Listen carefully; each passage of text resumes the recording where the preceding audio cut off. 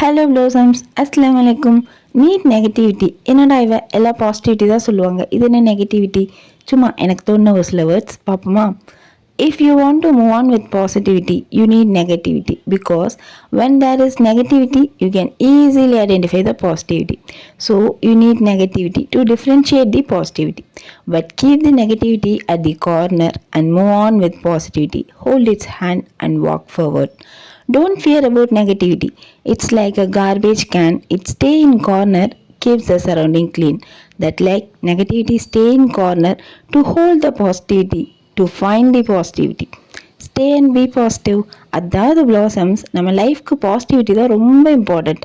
ஆனால் நெகட்டிவிட்டி எதுக்கு வேணும்னா, இதுதான் பாசிட்டிவ் இதுதான் நெகட்டிவ்னு டிஃப்ரென்ஷியேட் பண்ண நமக்கு நெகட்டிவிட்டி வேணும் இல்லையா?